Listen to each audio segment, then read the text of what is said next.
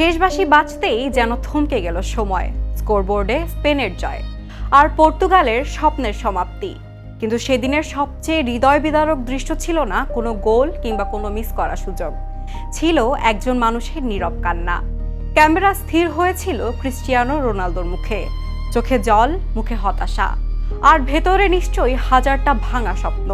তিনি কান্না আটকাতে চেয়েছিলেন কিন্তু পারেননি, কারণ কিছু কান্না শুধু হারের নয়, আজীবন তাড়া করে ফেরা একটি স্বপ্ন অপূর্ণ থেকে যাওয়ার কান্না।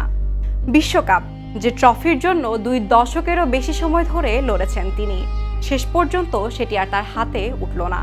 4 বছর আগে মরক্কোর কাছে হেরে কাঁদতে কাঁদতে মাঠ ছেড়েছিলেন রোনালদো।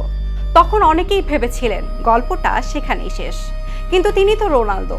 বয়সকে অস্বীকার করে শরীরকে আরও একবার প্রস্তুত করে অসম্ভবকে সম্ভব করার বিশ্বাস নিয়ে ফিরেছিলেন শেষ এক অভিযানে।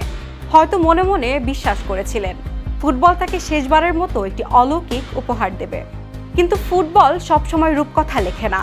এই বিশ্বকাপে রোনালদোকে দেখে বারবার মনে হয়েছে তিনি যেন নিজের অতীতের সঙ্গে লড়ছেন। যে দৌড় একসময় ডিফেন্ডারদের অসহায় করে দিত, সেটি আর নেই। যে লাফে তিনি আকাশ ছুঁয়ে ফেলতেন, সেটিও আর আগের মতো নয়। সময় ধীরে ধীরে তার শরীর থেকে অনেক কিছু কেড়ে নিয়েছে, কিন্তু একটি জিনিস নিতে পারেনি, হাল না ছাড়ার মানসিকতা। আমাদের উঠে দাঁড়াতে হবে। স্পিড, সকল অন্যায়ের বিরুদ্ধে রুখে দাঁড়ানোর এনার্জি পার্টনার। তবু শুধু রোনালদোকে দায়ী করলেই অন্যায় হবে। রবার্তো মার্টিনেজ পুরো টুর্নামেন্ট জুড়ে আবেগ আর বাস্তবতার মাঝখানে আটকে ছিলেন। যখন নতুন শক্তির দরকার ছিল, তখনও তিনি রোনালদোকে 90 মিনিট মাঠে রেখেছেন। গঞ্জালো রামোসের মতো কার্যকর স্ট্রাইকার বেঞ্চেই থেকে গেলেন। মনে হয়েছে একজন কিংবদন্তিকে বেঞ্চে বসানোর সাহস হয়নি কোচের। সতীর্থদের দিকেও প্রশ্ন থেকেই যায়। Bruno Fernandes, Vitinha, Nuno Mendes, এই দলটিতে প্রতিভার কোনো অভাব ছিল না, কিন্তু কঠিন মুহূর্তে কেউ সামনে এসে ম্যাচের দায়িত্ব নিজের কাঁধে তুলে নিতে পারেননি। অনেক সময় মনে হয়েছে সবাই অপেক্ষা করছিলেন রোনালদোর কোনো জাদুকরী মুহূর্তের জন্য, অথচ সেই রোনালদো আর আগের রোনালদো নন। সম্ভবত সবচেয়ে কঠিন সত্যটি রোনালদোর নিজের জন্যই ছিল। সময়কে কেউ হারাতে পারে না, প্রতিটি কিংবদন্তিরই একদিন শেষ আসে।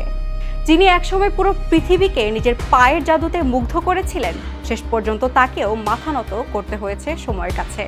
কিন্তু একটি বিশ্বকাপ কি একজন ফুটবলারের পরিচয় নির্ধারণ করে?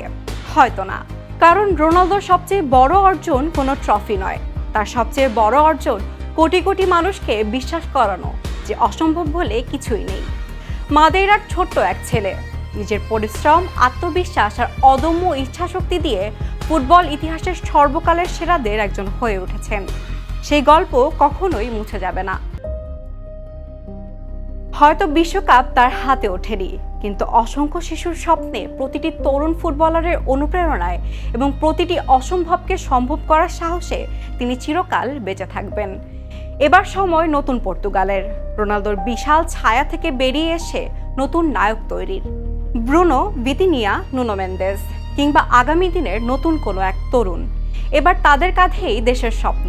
একটি যুগ শেষ হয়েছে, কিন্তু ইতিহাসের সবচেয়ে সুন্দর বিষয় হলো প্রতিটি সমাপ্তি নতুন এক শুরুর দরজা খুলে দেয়। এবার সময় হয়েছে নতুন পর্তুগালকে স্বাগত জানানোর। বিদায় ক্রিস্টিয়ানো রোনালদো।